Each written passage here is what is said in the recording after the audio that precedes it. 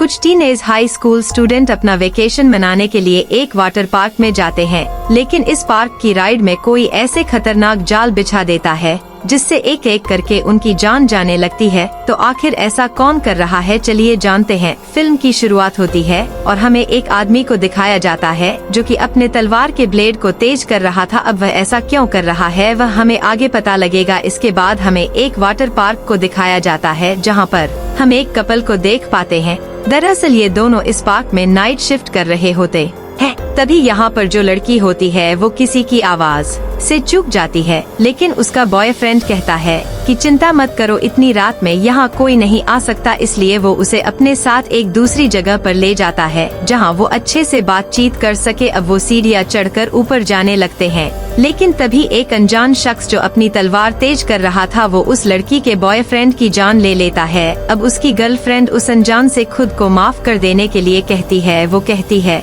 कि मेरी जान बख्श दो, लेकिन वो उसकी भी नहीं सुनता और उसे भी खत्म कर देता है। कुछ इस तरह से यह हादसा विट वैली पार्क में हुआ था और इसके बाद हिल स्कूल के कुछ बच्चे एक बस और कई कारों में यहाँ आते हैं जो कि यहाँ अपने वीकेंड को एंजॉय करने के लिए आए थे। इनमें ब्लेड नाम के एक रॉक बैंड का गिटारिस्ट जोश भी है जो कि अपने दो साथियों चैड और स्लिम के साथ बैंड में यहाँ आया था, लेकिन इससे पहले वो अपने सामान को वाटर पार्क में ले जाते फील नाम का एक लड़का उन्हें तंग करने लगा। चैड ने अपने दोस्त जोश की मदद करने की कोशिश की, लेकिन फील जल्द ही अपने और दोस्तों को इकट्ठा कर लेता है। यह सब लोग मिलकर उनके बैंड को बुरा भला कहने लगे, साथ ही उनके साथ बदतमीजी करने के साथ उन्हें मारने पीटने की धमकी देने लगे। लेकिन तभी इन लड़कों की जो स्टूडेंट लीडर होती है जिसका नाम एलिस होता है वो फील को रोक देती है और उसकी इस हरकत के लिए उसने उसकी बहुत बेइज्जती भी की। फिर वह सभी स्टूडेंट्स को बताती है कि 1980 के दशक से इस पार्क की परंपरा को ध्यान में रखते हुए हम इस वीकेंड के एंड में मजा करेंगे जो कि यहाँ हमारी जिंदगी का सबसे अच्छा पल होने वाला है। उसकी यह बात सुनकर सभी स्टूडेंट्स बहुत ज्यादा खुश हो जाते हैं और अपने सभी प्रोग्राम्स का मजा करने के लिए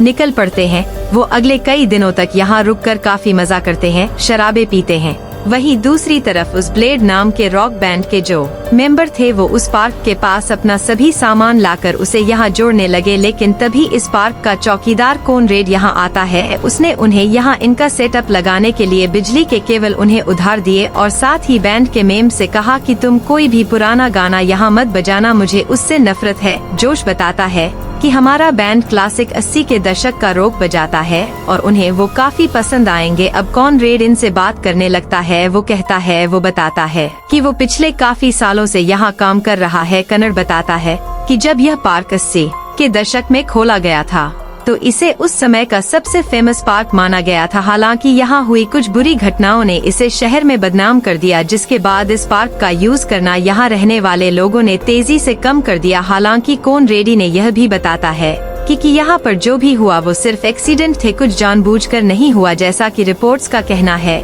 लेकिन फिर भी कॉनरेड यहाँ पर जोश और उसके साथियों को अलर्ट रहने के लिए कहता है। खैर, अब जोश जब यहाँ काम कर रहा होता है तो उसकी नजर किम पर पड़ी जो कि जोश की एक्स थी और वो यहाँ टॉमी के साथ लाइफ गार्ड का काम करती थी। जब ये दोनों यहाँ पर आपस में बात कर रहे थे तो किम का जो करंट बॉयफ्रेंड था वो ये देखकर जेलस होने लगा। अगले सीन में हमें जोश के फादर माइकल को दिखाया जाता है जिन्हें उसका कॉल आता है। वो उन्हें जबरदस्ती उसकी परफॉर्मेंस देखने के लिए बुला रहा था। इसके बाद हम एक और कैरेक्टर को देखते हैं जिसका नाम प्रिस होता है और वो भी इन्हीं बच्चों के स्कूल से 1992 में ग्रेजुएट हुई थी। सभी लड़के प्रिस को ताड़ रहे थे कि तभी फील्स ने अगर उनसे कहा कि प्रिस हर साल एक ग्रेजुएट को चूज करके उसके साथ फिजिकल होती है। अब यहाँ पूल में ये सभी टीनेजर्स राइड के मजे ले रहे थे, लेकिन इस पार्क का जो मेन अट्रैक्शन था वो एक बहुत ही लंबी और ऊंची स्लाइड थी। यह एक टनल जैसी थी। यहाँ पर सब कुछ एकदम बेहतरीन चल रहा था कि तभी कुछ लड़के हाथ में बियर की बोतल लेकर स्लाइड करने का डिसाइड करते हैं, लेकिन इनका यह फैसला जल्द ही गलत साबित होता है क्योंकि स्लाइड के वक्त दो लड़के आपस में टकराकर उससे काफी घायल हो गए। अब इस हादसे की वजह से पूल में चारों तरफ कांच और खून फैल गया, जिसके बाद इस पूल का मालिक पोल यहाँ आता है और इन दोनों लड़कों को पूल से बाहर निकलवा कर उनका इलाज करवाया, जिसके बाद कन्नर्टस करने की जिम्मेदारी दी गई। वहीं दोपहर में किम और टॉमी की मुलाकात फिर से जोश से हुई। जोश इस वक्त अपने फ्रेंड्स चैड और स्लिम के साथ बैठा था। जोश के फ्रेंड टॉमी से कोड एक्सटेंशन के बारे में पूछने लगे और इसीलिए हम उसे अपने साथ लेकर यहाँ से चले गए। जब वो स्पीकर और माइक्रोफोन सेट करने में बिजी होता है तो यहाँ पर जोश को मौका मिलता है टीम के साथ वक्त बिताने का। अब टीम के पीछे जोश और किम एक दूसरे के काफी करीब आ जाते हैं। वहीं दूसरी तरफ जोश के फादर प्रिस के साथ एक डिनर डेट पर आए हुए थे। प्रिस और माइकल यहाँ आपस में बातें करते हैं, लेकिन वो क्या बातें कर रहे थे यह हमें पता नहीं लगता। दरअसल पिछला उस वाटर पार्क का जो मालिक पोल था उसकी वाइफ है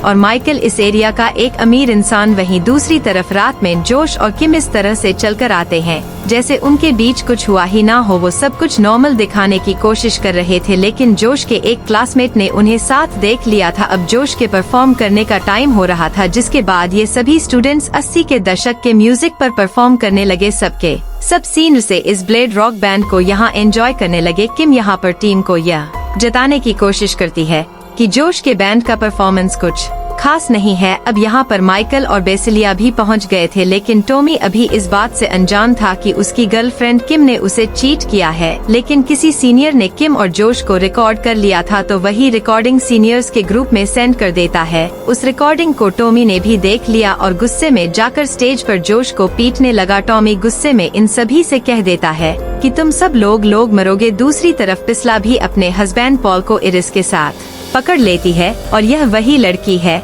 जिसे हमने फिल्म की शुरुआत में देखा था। जोश के फादर जोश से कहते हैं कि अगर बेटा तुम चाहो तो मैं ये वाटर पार्क तुम्हें खरीद कर दे सकता हूँ। उनकी ये सारी बातें एलिस ने सुन ली, इसलिए वो जल्दी से पोल को ढूंढने लगी, क्योंकि वो नहीं चाहती थी कि पोल इस वाटर पार्क को बेचे, क्योंकि अगर पोल को एक बार पैसे मिले तो वो एलिस को छोड़ देगा। पोल से बात करने पर पोल ने उससे कहा कि मैं यह वाटर पार्क कभी नहीं बेचूंगा, क्योंकि इकलौता जरिया है मेरा पैसा कमाने का। और रात के समय में जब यह सभी लोग सो रहे थे, उस वक्त कोई अनजान इंसान उस स्लाइड में ड्रिल करके 2 ब्लेड की शेप में लगा देता है। अगले दिन जब माइकल इस वाटर पार्क को एक्सप्लोर कर रहा होता है तो कोई अजीब शख्स उसे फॉलो करता है। उस इंसान ने माइकल के पैर पर शूट कर दिया। माइकल ने उससे कहा कि तुम्हें जो चाहिए मैं तुम्हें दूंगा, लेकिन मुझे जाने दो। जिसके बाद उसे एक शेड में ले जाया गया जहां पर पहले से ही 2 डेड बॉडी थी और ये दोनों वही लाइफ गार्ड थे जिन्हें मूवी की शुरुआत में मार दिया गया था। दूसरी तरफ पर टॉमी को दिखाया जाता है,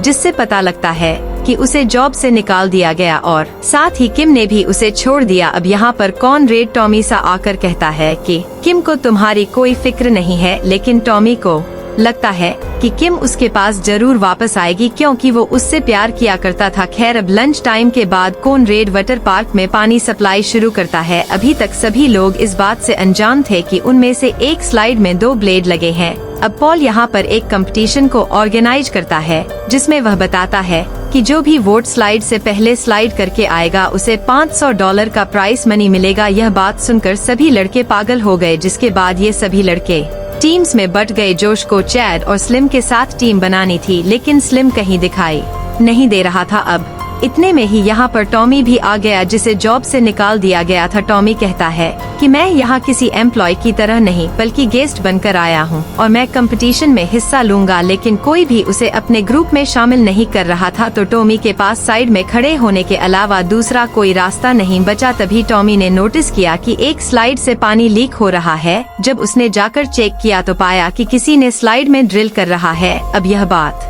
वो सबको बताने की कोशिश करता है, लेकिन सभी लोग उसे इग्नोर करते हैं।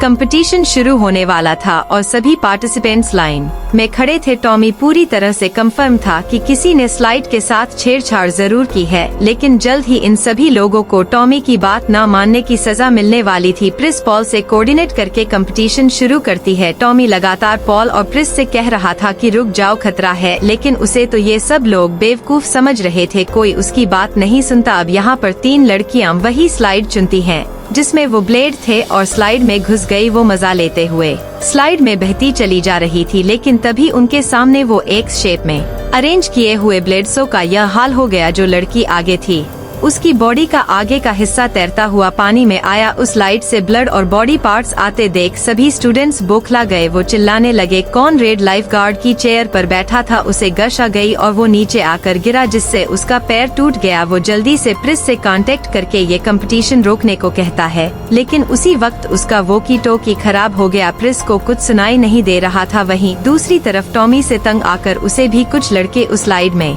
धक्का दे देते हैं। टॉमी को भी सामने वो ब्लेडसो खुद को रोक लिया। उन 3 लड़कियों में से 2 लड़कियां अभी भी वहां फंसी थी, उनकी सांसें चल रही थी। ब्लेडसो काफी जख्मी थी। अब टॉमी प्रे करता है कि कहीं उसके बाद कोई और स्लाइड में ना जाए। अब प्रेसिला ने क्योंकि कुछ नहीं सुना था इसलिए वो पॉल को जाने को कहती है। पॉल 2 लड़कियों के साथ नीचे जाने लगा, लेकिन थोड़ा आगे जाने पर वो रुक गया और बाकी 2 लड़कियां नीचे चली गई और उन 2 लड़कियों के साथ बेचारा टॉमी भी खत्म हो गया। अब जल्दी से जोश स्लाइड पर चढ़कर पॉल को नीचे जाने से रोकने के लिए उसका हाथ पकड़ लेता है। कोई फायदा नहीं होता। पानी का बहाव इतना तेज था कि पॉल वहां रुक ही नहीं पाता और उसके साथ भी वही होता है जो बाकी 5 लोगों के साथ हुआ। ये देख कॉनरेड चेड और किम्बरली को पानी बंद करने के लिए कहता है और उसकी बात सुनकर जब किम्बरली स्विंग का पानी बंद करने जाती है तो उसे यहाँ पर उन दोनों लाइफ गार्ड्स और माइकल की बॉडी भी मिलती है, जिसे देखकर वो बहुत डर जाती है। दूसरी तरफ जोश ऊपर आकर बाकियों को नीचे जाने से रोकता है, लेकिन वो सब फिल के दोस्त थे और जोश की बात को नजरअंदाज करते हुए उनमें से जो फिल था वो ब्लेड वाली स्विंग में चला गया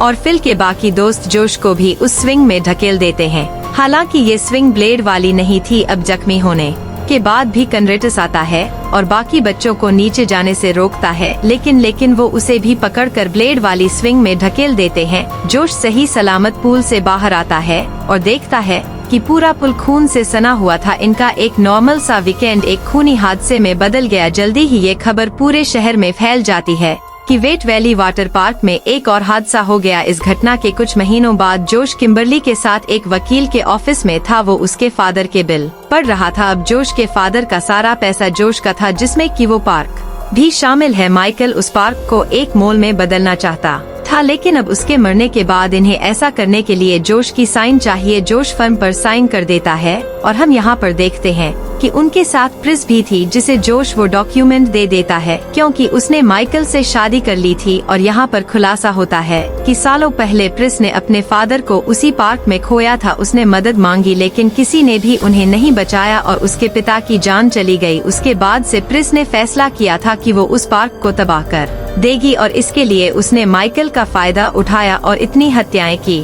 ताकि वह पार्क हमेशा के लिए बंद हो जाए। रिस्ला का बदला पूरा हो चुका था और यह फिल्म भी यहाँ खत्म हो जाती है। दोस्तों, कैसी लगी आपको यह अजीब सी फिल्म? हमें कमेंट में बताएं। अगली बेहतरीन एक्सप्लेनेशन के लिए चैनल को सब्सक्राइब कर ले। मिलते हैं अगली वीडियो में।